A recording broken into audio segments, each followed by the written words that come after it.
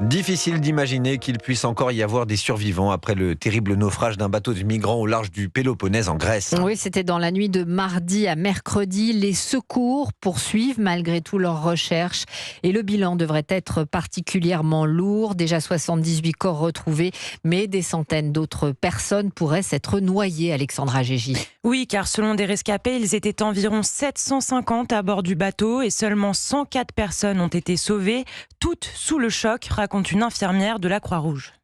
Un jeune homme s'est mis à pleurer et a dit « J'ai besoin de ma mère, j'ai besoin de ma mère ». Ce fut un moment très difficile en tant qu'infirmière de la Croix-Rouge hellénique, en tant que mère,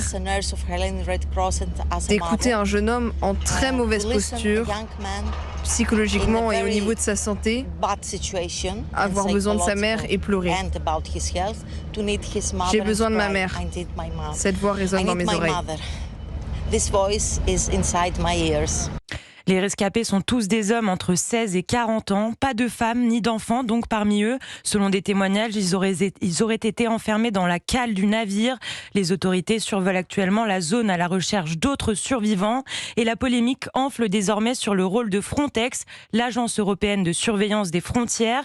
Elle avait repéré l'embarcation plusieurs heures avant le drame et les gardes-côtes ont décidé de ne pas intervenir car le chalutier avait refusé de l'aide. Selon l'ONU, il pourrait s'agir de la pire tragédie humanitaire de l'histoire en Grèce. Alexandra Gégy.